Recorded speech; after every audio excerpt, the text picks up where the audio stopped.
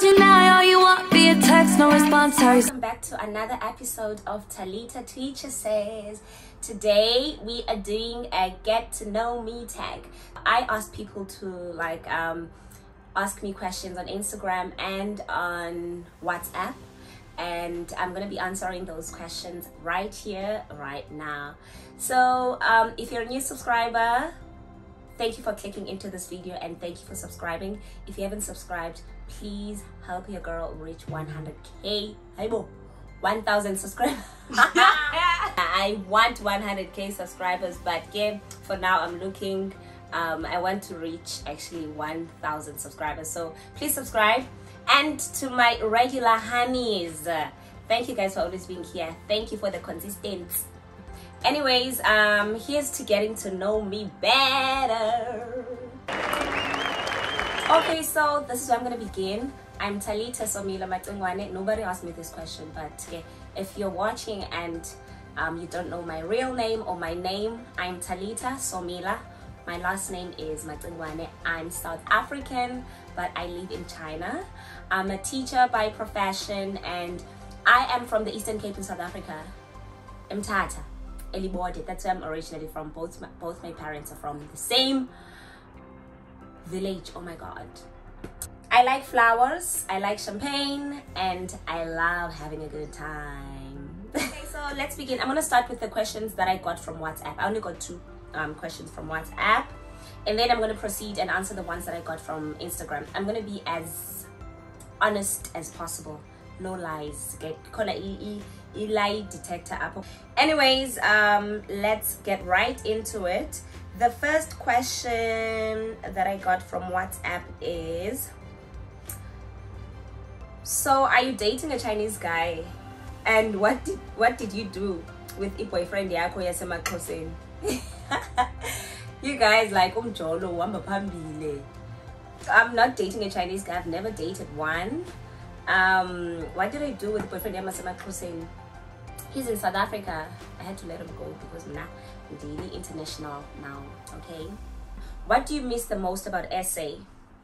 What I miss the most about South Africa is the vibe. Yo, like just being home and not being foreign to anything and not looking different, because here in China, like paparazzi, it's always here. People be taking pictures of you, looking at your ass, looking at your hair, looking at your like skin and how you speak whatsoever. So I just miss being like familiar with everything around me. And obviously I miss my family, guys. I miss my grandfather the most. I miss my little brother. I miss like my family and groove. I miss groove, like the food, you know. And I miss my best friend also, Cindy, so much. Second one, what would you ever consider staying in China permanently? Give reasons. No, I wouldn't want to stay here permanently because wow, Nabo, they don't want me to stay here permanently.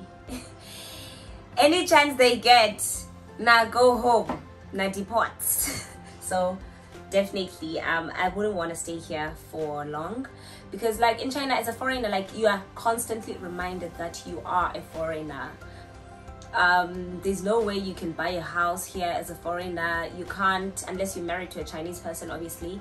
You can't buy a house, you can't open a business, you know. So I really cannot, like, there's no way. Okay, so right now I'm gonna go to my Insta questions. I hope you guys didn't go wild, because okay, here's the first one. Hey Han, just wanted to ask if you bought furniture for your place or you got it there. When I got here, this place had absolutely nothing. My apartment just had a bed, the bed that I sleep on, and a couch, TV, and a fridge. Point blank, period. Second question, any regrets about traveling and leaving work in SA? No, I don't ever regret leaving home. First of all, working in South Africa was nice, but yo, marking was just not for me. Hey, the marking, like, it was just the ghetto for me. Like every time I'd have to mark scripts, like I'd always question God, my God, is this really what you brought me to planet Earth for, bruh? So I don't regret like coming to China. No, I don't. Who's your style icon? Who's my style icon? Who? I get inspired by the people around me also, because like how I dress now is mostly inspired by like Asian style, you know. So yeah. When are you coming back to Saudi? As soon as the borders open, I'm coming back. I'll be there. Have you been with a Chinese? No, never been with a Chinese guy. Who are you dating? I'm not dating anyone. I wish I was. When did you leave SA? Are you planning on coming back soon? When did I leave SA? I left SA 2019 March, Feb 31st. So I got here 2019 1st of March. When am I going back? As soon as the borders are open, I'm going home. Not for good though, like just for a month or so. Okay, here's another question. Thing is, I want to live abroad permanently, but sometimes I wonder if I'm unreasonable. You're not being unreasonable. You have a choice to live wherever you want to live in this world. God created it for all of us to live wherever, however, you know. So I don't think you're being unreasonable, as long as you're not leaving like your child back home. Take your child with if you're living permanently, and tell your family, but guys, they better. Who bought you the roses? A very good friend of mine bought me the roses. I'd like to know if you consider living in China forever. No, I don't want to live here forever, but I love it here, hey? And I don't know when I'm ever gonna leave. I love it here. Like I'm comfortable. It's lovely. It's nice. Do you want to relocate back to SA? The only time I ever think of relocating back to SA is if I get married to a South African guy, of which I don't know who I'm ever gonna get married to. But guys, now one thing about me, I'm big on love and marriage. Like one day I want to have a family of my own, whatever. So if my man is from the States, I'm going to the States. If they're from Uganda, I'll be in Uganda. I'm so sorry about the noise. Fireworks. So yeah, I would want to relocate because of that. If there's something like good going on, or if one of my parents gets sick and I have to go and take care of them, that's only when I'd consider moving back. Otherwise, no, I want to live abroad because it's nice, safe, and cheap, especially in China. Here's another question. What would you tell 18-year-old you? You can actually be anything that you want to be. Like, there's no limits in terms of like what you can do, what you want to do. Dream as big as possible. You can be whatever you want to be. I know this is like a cliche, but you can actually be whatever you want to be, but you only realize it like later in life when you're like, shit, I could have done that, you know. Like, if you guys know the saying that says, if you knew you wouldn't fail, what would you do? What would you do if you knew you could not fail? My 18-year-old self, I would tell her that girl, because honestly, like at that age, we are so eager to like. I'll just tell that girl, man, life is not all about boys and friends. Honestly, dream big, dream big. Oh yeah, kids. Anyway, I want to be home so bad because it's so nice being home when you have money. It's lovely, shame. Would you date a broke man? Honey, no. Because I'm not broke. I'm not broke. So I wouldn't like be able to date a broke man for many reasons. Not because I'm shallow or whatsoever, but I just wouldn't be able to date a broke man because I'm not broke. Point blank, period.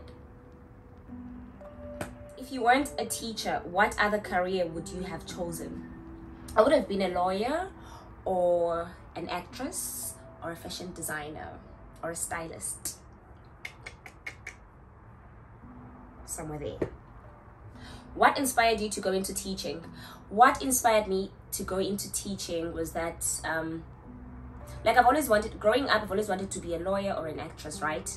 And then when I got to grade 11, like the kind of how can I put You so you do you want because guys, I craved independence like from a very young age, you know.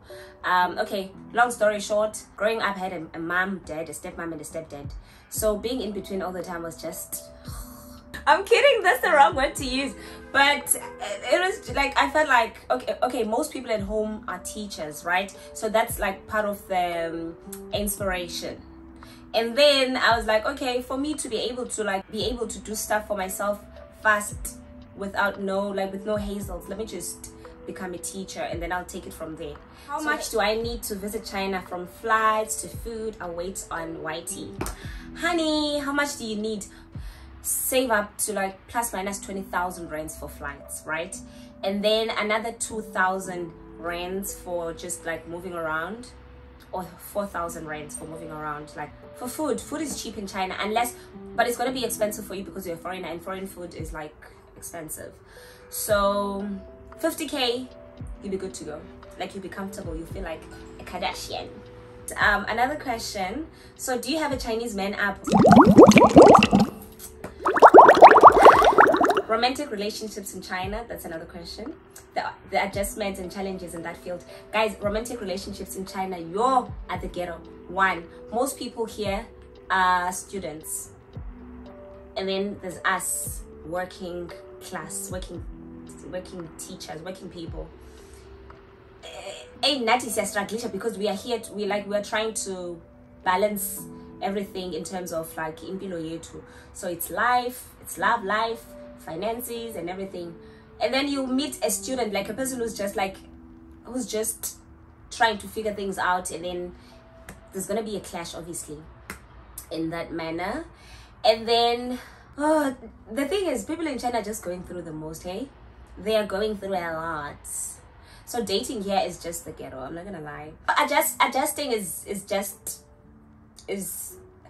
I don't know, man. Like I said, people here are going through a lot. Like almost everyone is far away from home, so like we are all just juggling a whole lot of emotions at once, you know. So that's it. But yeah, I think it's possible to find love in China.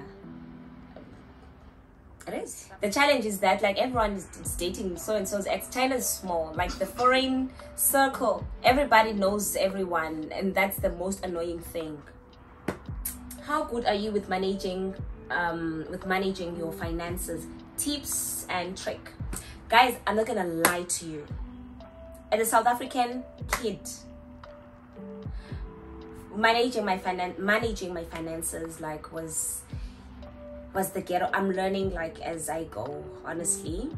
When I first got here, well, I worked in South Africa as a teacher.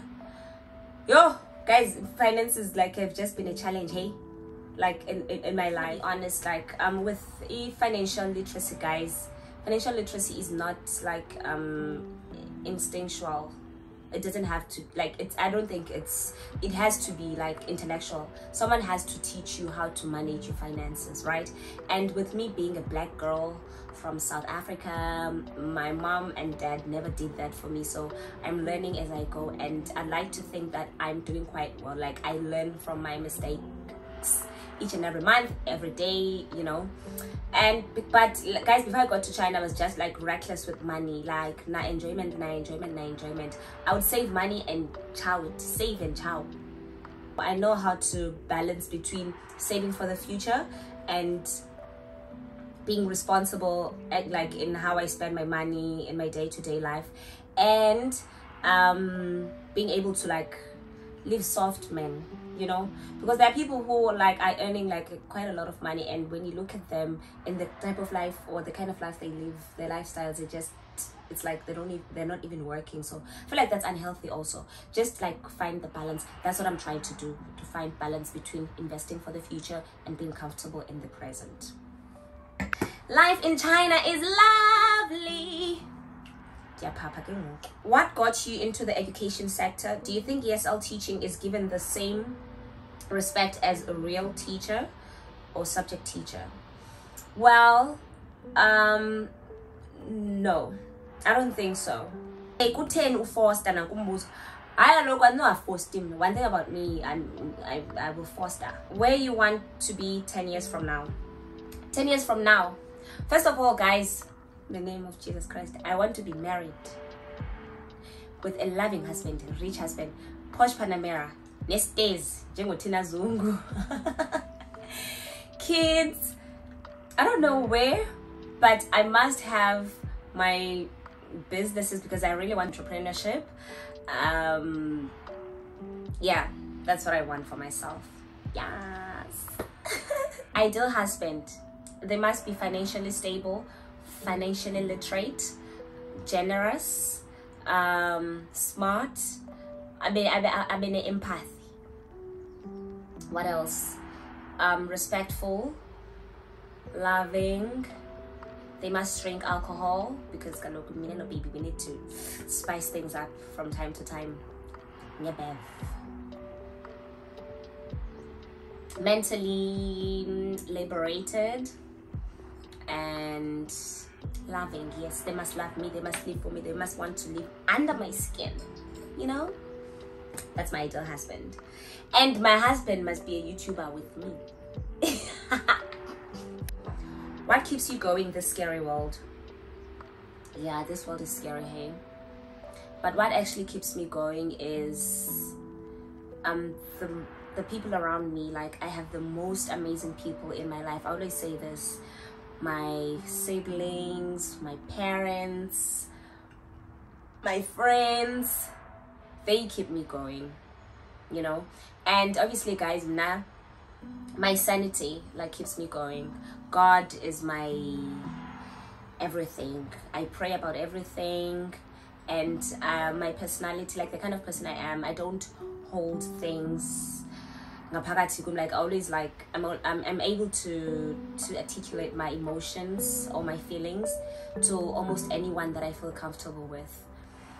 And then anything else, like stuff that I can control, like I do have things that are bothering me, but if I can't control it out of my mind, that's like one thing I can also, like, I know that I can do. If I can't solve it, like, then I'll just focus on what I can solve.